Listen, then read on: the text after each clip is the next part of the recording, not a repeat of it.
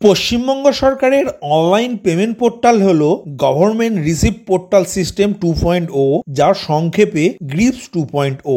এই পোর্টালটি তত্ত্বাবধান করে পশ্চিমবঙ্গ সরকারের ইন্টিগ্রেটেড ফিনান্সিয়াল ম্যানেজমেন্ট সিস্টেম। আজকের আপডেটে দেখানোর প্রচেষ্টা করেছি ডিলে জন্ম বা মৃত্যু সার্টিফিকেট অনলাইন বা অফলাইনে আবেদন করার সময়ে পশ্চিমবঙ্গ সরকারের নিকট ফাইন হিসাবে কিছু টাকা জমা করতে হয় অনলাইনেই। আপনি কিভাবে অনলাইনে TR7 চালান পেমেন্ট করবেন, তার ফুল প্রসেস, ডিলের রেজিস্ট্রেশনের জন্য কত টাকা পেমেন্ট করবেন, চালান ডাউনলোড ও প্রিন্ট করবেন কিভাবে, তার সম্পূর্ণ পদ্ধতি দেখালাম। নমস্কার বন্ধু, আপনি দেখছেন আপনার প্রিয় চ্যানেল কুন্ডু টেলিকম, সাথে আমি অনিমেষ। আপনার কাছে ছোট্ট অনুরোধ, আপনি এই চ্যানেলে নতুন হলে সাবস্ক্রাইব করবেন চ্যানেলটিকে এবং অল নোটিফিকেশন বাটন অন করে রাখবেন এই পরিবারের নতুন নতুন আজকের আপডেট সবার আগে জানতে। ভিডিওটি আপনার কোনো উপকারে এলে অবশ্যই লাইক করবেন। চলুন শুরু করা যাক আজকের আপডেটটি।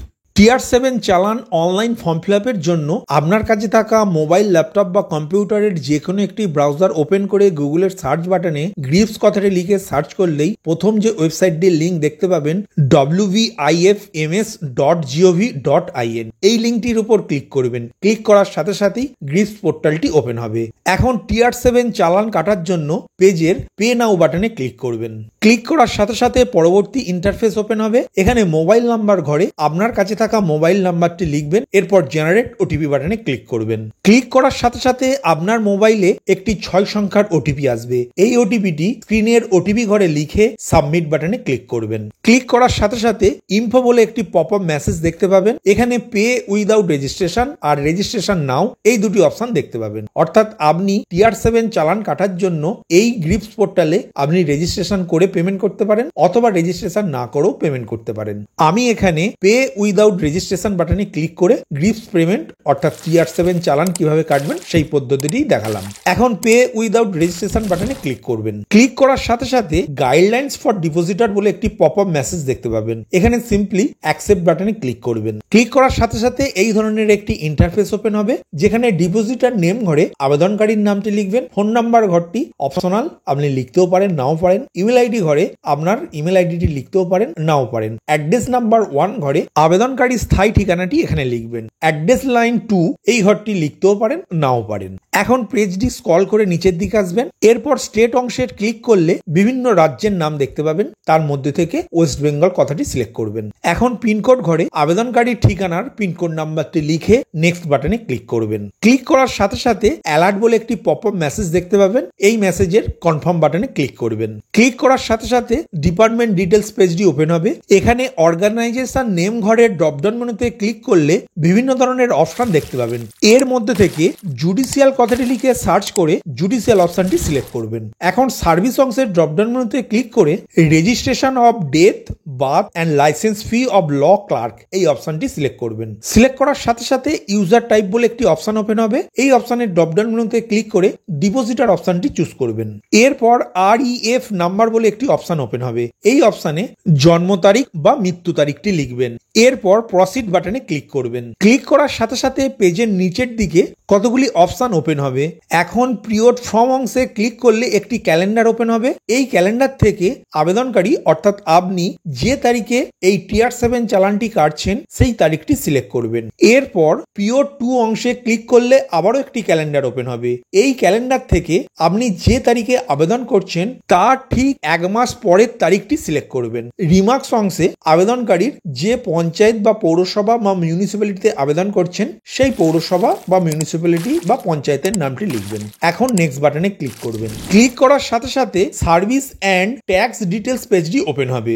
এখন এই পেজের সাব সার্ভিস অংশের ড্রপডাউন মেনুতে ক্লিক করে রেজিস্ট্রেশন ফিস কথাটি সিলেক্ট করবেন। এরপর HOA ডেসক্রিপশন অংশের ড্রপডাউন মেনুতে ক্লিক করে registration of death, birth ETC registration fee অপশনটি চুজ করবেন। এখন অ্যামাউন্ট নাম্বার ঘরে আবেদনকারী কত টাকা TR7 চালান কাটতে চাইছেন সেই টাকার পরিমাণটি এখানে লিখবেন। তবে রাজ্য সরকারের নিয়ম অনুযায়ী ডিলে বার্থ রেজিস্ট্রেশন এবং ডিলে ডেথ রেজিস্ট্রেশনের ক্ষেত্রে প্রতি বছরে 2 টাকা করে ফাইন ভরতে হয়। সেই অনুযায়ী অ্যামাউন্ট অপশনে টাকার পরিমাণটি লিখে নেক্সট বাটনে ক্লিক করবেন। ক্লিক করার সাথে সাথে রিভিউ অ্যান্ড কনফার্মেশন বলে পেজটি ওপেন হবে। এই পেজে আপনার ফিল আপ করা সব তথ্য দেখতে পাবেন। এখন পেজটি স্ক্রল করে নিচের দিকে আসবেন। ভেরিফাই অ্যান্ড চেক লেখার আগে যে চেকবক্স আছে সেই চেকবক্সে ক্লিক করে নেক্সট বাটনে ক্লিক করবেন।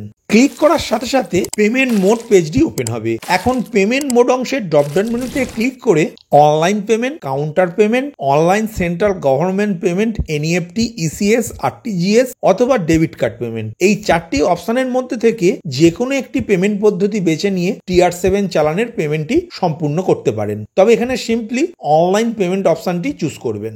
অনলাইন পেমেন্ট অপশনটি চুজ করার সাথে সাথে পে ভায়া বলে একটি অপশন ওপেন হবে। এই অপশনের ড্রপডাউন মেনুতে ক্লিক করে পেমেন্ট গেটওয়ে অর ব্যাংক, এই দুটি অপশনের মধ্যে পেমেন্ট গেটওয়ে অপশনটি চুজ করবেন। এখন পেজের নিচের দিকে পেমেন্ট গেটওয়ে অপশনটি আবার দেখতে পাবেন। এই অপশনের উপর ক্লিক করবেন। ক্লিক করলে দেখতে পাবেন এসবিআই ইপে বলে অপশনটি।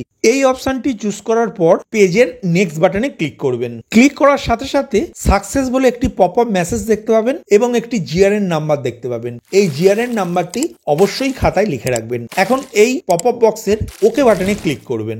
ওকে বাটনে ক্লিক করার সাথে সাথে ট্রানজাকশন ডিটেলস বলে পেজটি ওপেন হবে। এই পেজটি স্ক্রল করে নিচের দিকে আসবেন। এখন পে নাও বাটনে ক্লিক করবেন। ক্লিক করার সাথে সাথে বিভিন্ন পেমেন্ট পদ্ধতি দেখতে পাবেন। তার মধ্যে থেকে আপনি যে কোনো একটি পদ্ধতি বেছে নিয়ে পেমেন্টটি সম্পূর্ণ করবেন। পেমেন্ট সম্পূর্ণ হওয়ার পর ট্রানজাকশন স্ট্যাটাস পেজটি ওপেন হবে। এখন ডাউনলোড চালান বাটনে ক্লিক করে আপনি টিআর 7 চালানটি ডাউনলোড এবং অবশ্যই একটি প্রিন্ট আউট করে রাখবেন।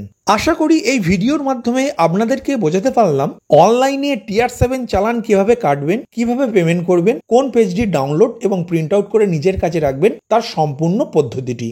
ভিডিওটি প্রথম থেকে শেষ পর্যন্ত দেখার জন্য ধন্যবাদ। এই ইনফরমেটিভ আজকের আপডেটটি আপনার বন্ধু ও পরিচিতদের জানাতে বেশি বেশি করে শেয়ার করবেন আর অবশ্যই কমেন্ট করবেন ভিডিও সম্বন্ধে আপনার কোনো ডাউট বা জিজ্ঞাসা থাকলে এবং আপনার কোনো মতামত জানাবেন। ভালো থাকবেন, সুস্থ থাকবেন।